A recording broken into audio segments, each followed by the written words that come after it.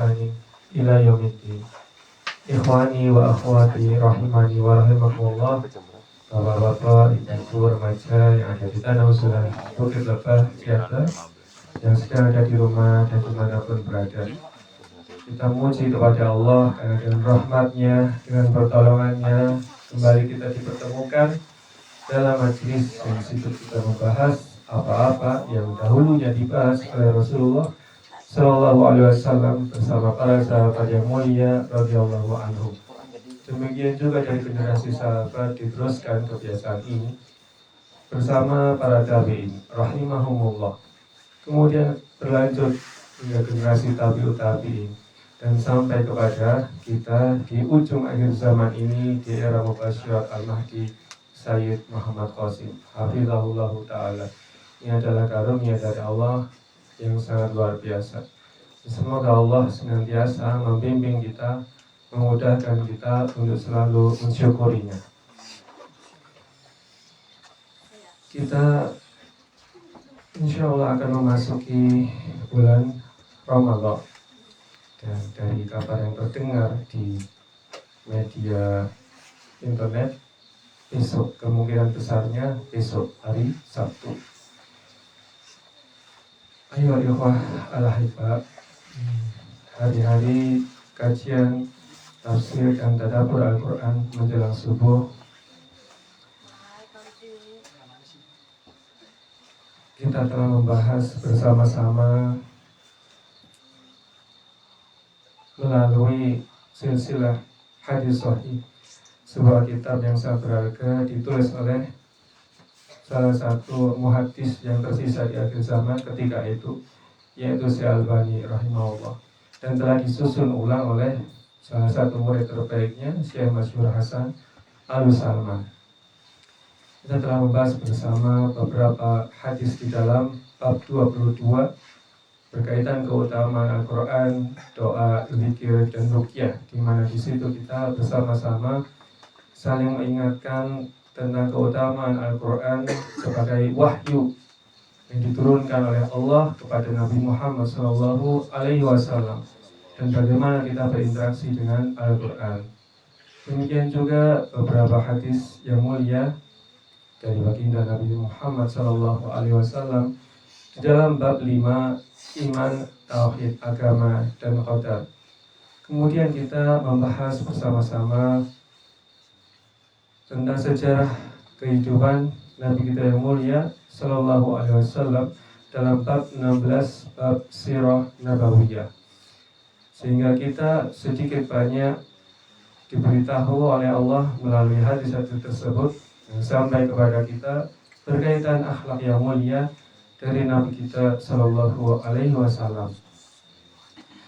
Dan ini termasuk bagian dari tafsir firman Allah, wa innaka la'ala khuluqin azim, dan sungguh engkau wahai Muhammad berada pada akhlak yang agung.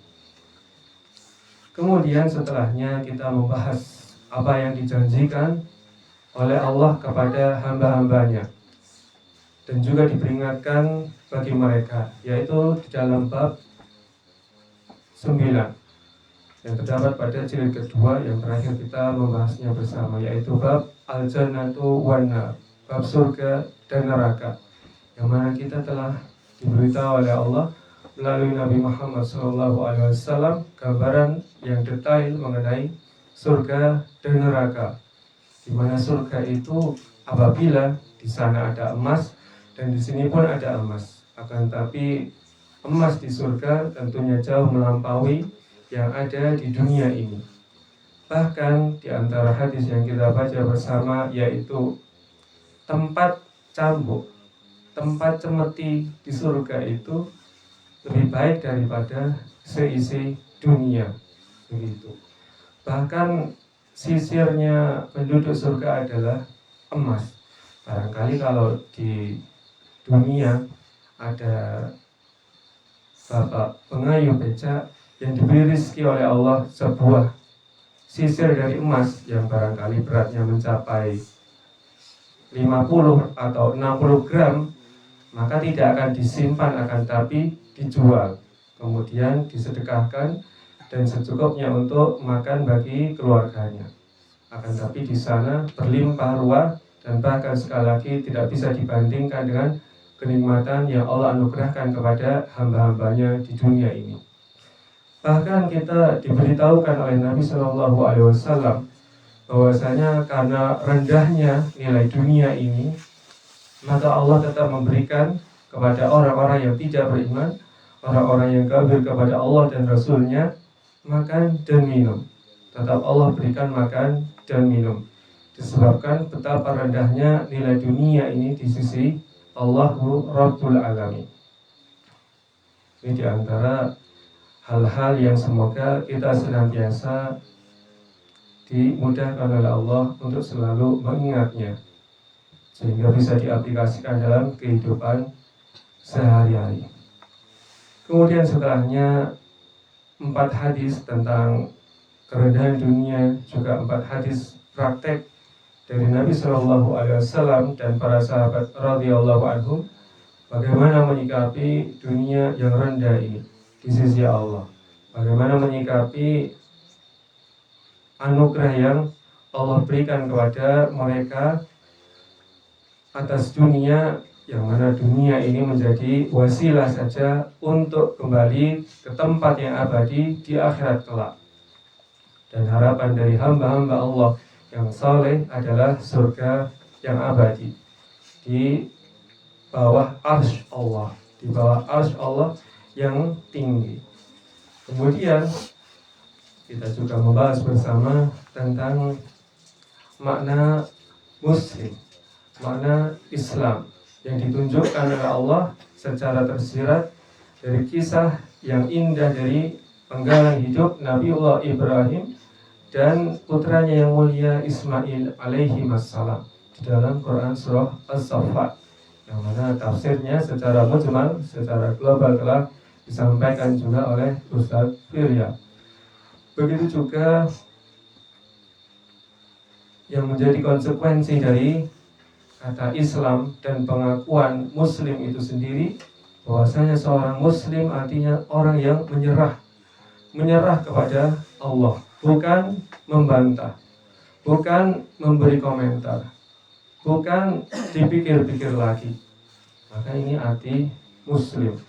Al-istislamu lillahi bitauhid wal bu'du anisyirki wa ahli. Menyerahkan diri sepenuhnya kepada Allah dengan bertauhid padanya dan jauh dari kesyirikan dan para pelaku kesyirikan. Bahkan di dalam hadis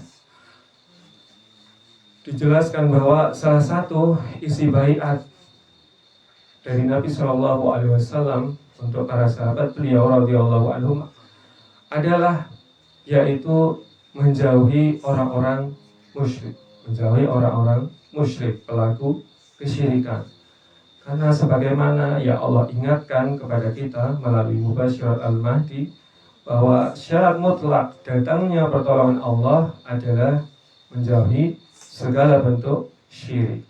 Nah, di era modern ini, sebagaimana Allah beritahukan pada kita, belum pernah terjadi di muka bumi ini kesyirikan yang lebih daripada yang terjadi di masa sekarang. Belum pernah terjadi sebelumnya, semenjak diciptakannya Nabi Adam alaihi salam. Sekali lagi ini adalah karunia dari Allah yang semoga Allah senantiasa membimbing kita untuk mensyukurinya, bahwa Dia telah memberikan kepada kita kabar gembira dan peringatan kembali melalui mubasyirat yang dialami oleh Al-Mahdi dan orang-orang yang beriman di akhir zaman ini. Ikhwatal iman rahimani wa rahimakumullah.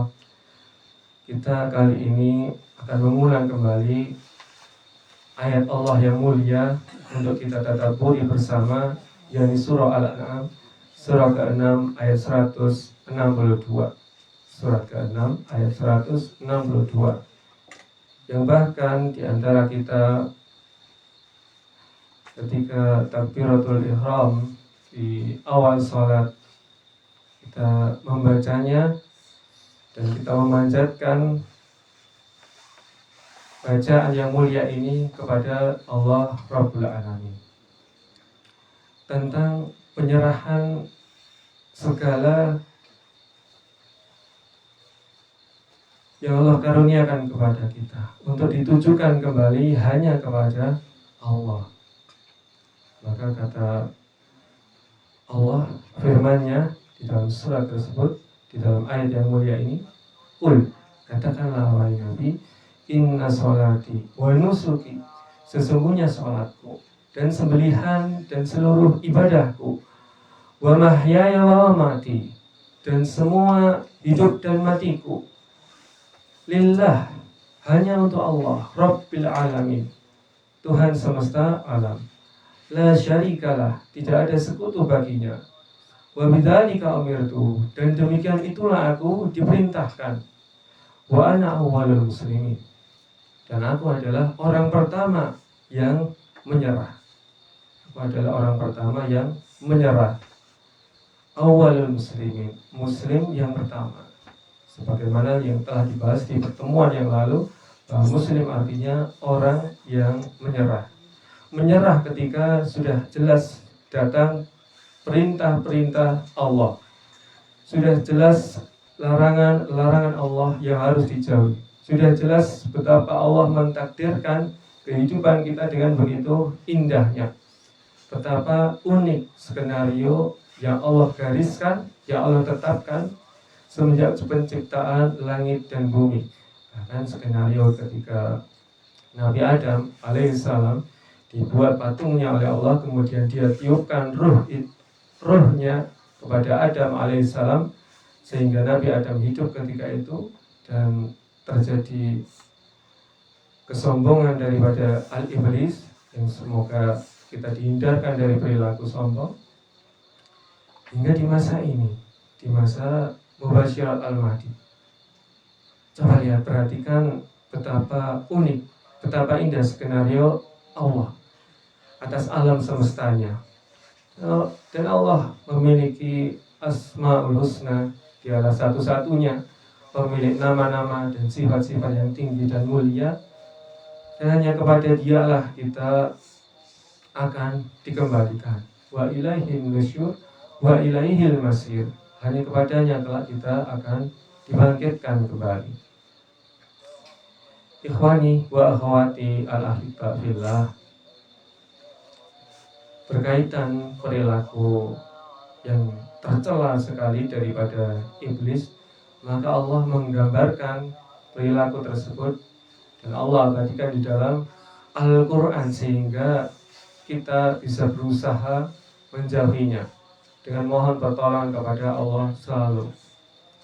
Ketika Nabiullah Adam alaihissalam diciptakan dan ditiupkan ruh padanya, dan diperintahkan oleh Allah bagi para malaikat, dan termasuk di dalamnya ada iblis di dalamnya, maka mereka tunduk patuh kepada Allah, mereka menyerah kepada perintah Allah tersebut.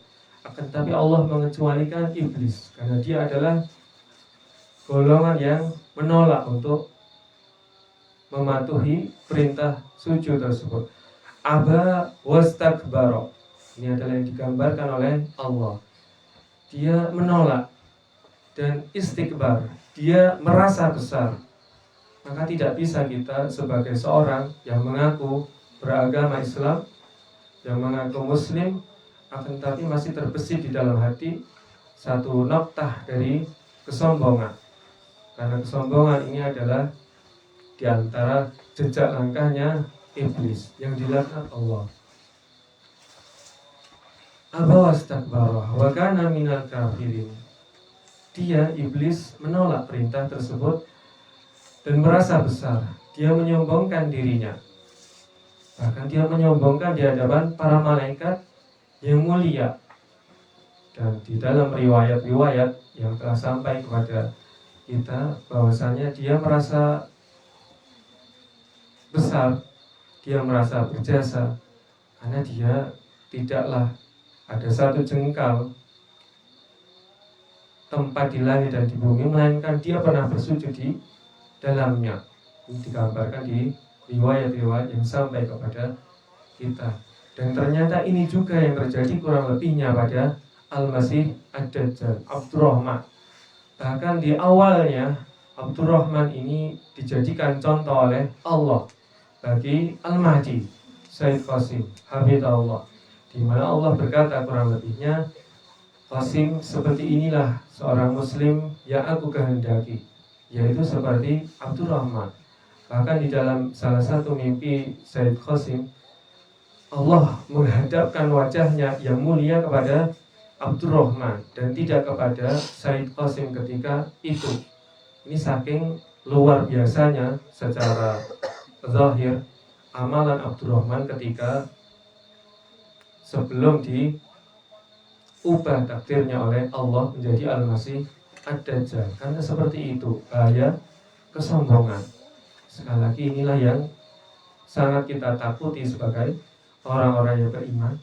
Maka kita selalu berdoa kepada Allah agar dijauhkan dari sifat kibar, sifat sombong, di mana ini terulang kembali sejarahnya ketika Nabiullah Adam alaihissalam dahulu diciptakan, maka yang sombong sebagai raja sombong ketika itu adalah iblis. Kemudian di masa ini, di ujung akhir zaman ini, raja sombongnya adalah Al-Masih Ad-Dajjal. Ternyata kisah hidupnya kurang lebih sama, yaitu pada mulanya sebagai golongan yang soleh. Bahkan seperti yang digambarkan tadi, Allah menghadapkan wajahnya yang mulia pada Abdurrahman dan tidak kepada Muhammad Qasim ketika awal mula kehidupan mereka. Kemudian di antara yang disampaikan oleh Al-Mahdi kepada kita, yaitu tentang mimpinya ketika Allah memperlombakan mereka berdua, memperlombakan Muhammad Qasim dengan Abdurrahman. Maka ketika Abdurrahman memenangkan lomba ketika itu, Muhammad Qasim mengucapkan selamat padanya, akan tapi dengan nada sinis dan wajah yang mengejek. Maka Abdurrahman secara sombong menolak ucapan selamat, menolak penyambutan selamat, ucapan selamat dari Muhammad Qasim ketika itu.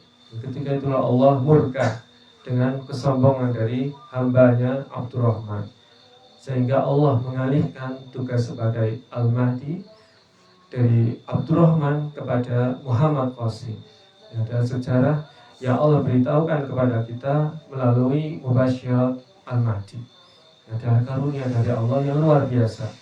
Ini adalah kabar gembira bagi kita berkaitan hadirnya Al-Mahdi yang dijanjikan oleh Rasulullah Shallallahu Alaihi Wasallam 14 abad silam, dan peringatan kepada kita sebagai umat Nabi Muhammad Shallallahu Alaihi Wasallam, hamba-hamba Allah yang tersisa di akhir zaman, agar senantiasa berusaha menjauhi segala bentuk kesyirikan, di mana sekali lagi segala bentuk syirik ini adalah penyebab datangnya bencana-bencana yang Allah turunkan di muka bumi ini, sekaligus menjauhi kesyirikan sebagai kunci bagi datangnya pertolongan Allah, syarat mutlak bagi datangnya pertolongan Allah. Dan kita yang sedang ada di sini, yang telah dimudahkan oleh Allah untuk menetap di tanah Uzlah Bukit Lebajiatr ini, kita dimudahkan oleh Allah untuk menjauhi segala bentuk kesyirikan di sini. Meskipun ada beberapa hal yang ada sebagian kita masih belum memperhatikan dengan serius, maka mari kita senantiasa mengkaji kembali apa yang Allah sampaikan dan Rasulullah Shallallahu Alaihi Wasallam sampaikan, baik itu dari Al-Quran dan hadis, termasuk juga tambahan yang Allah karuniakan kepada kita melalui mubasyirat, terutama mubasyirat Al-Mahdi. Maka mari kita perhatikan, karena itulah yang Allah datangkan kepada kita sebagai bentuk kasih sayang Allah kepada kita sebagai hamba-hambanya yang Dia ciptakan dan Dia berikan rezeki dari semenjak kita dilahirkan sampai kita berkedip mata di detik ini. Ini adalah karunia dari Allah seluruhnya. Tidak ada yang bisa kita pungkiri sedikit pun. Maka mari kita tujukan semua yang kita kerjakan, semua ibadah kita hanya kepada Allah. Dan hanya Dialah yang pantas untuk kita menyembahnya. Hanya untuknya lah kita berbuat. Hanya untuknya lah kita meninggalkan perbuatan yang buruk. Hanya untuknya lah kita memilih-milih apa saja yang ada di kehidupan kita sesuai dengan syariat Nabi Muhammad sallallahu alaihi wa alihi wasallam. Ikhwani wa akhwati rahimani wa rahimakumullah. Demikianlah ya Allah mudahkan bagi kita untuk sama-sama mentadabburinya dari ayat-ayat Al-Quran yang mulia, bahwasanya sekali lagi semoga kita dijauhkan dari sifat-sifat sombong, yang mana ini adalah diantara konsekuensi seorang muslim, seorang yang mengaku menyerah kepada Allah, menyerahkan semua hidup dan matinya hanya untuk Allah, menyerahkan semua perbuatan ibadahnya hanya kepada Allah, menyerahkan semua gaya hidupnya kepada aturan syariat Nabi Muhammad sallallahu alaihi wasallam. Maka kita juga memperingatkan hamba-hamba Allah yang ada di luar sana yang jangankan berbuat kesyirikan, mereka mendakwakan kesyirikan. Ini adalah sebuah perbuatan yang dimurkai oleh Allah. Satu hal yang sangat dibenci oleh Allah dan Rasulnya, juga orang-orang yang mengikutinya. Bayangkan, mereka mengumpulkan berapa macam bentuk kejahatan. Pertama, mengklaim bahwa mereka mewarisi darah yang mulia dari Nabi Shallallahu Alaihi Wasallam.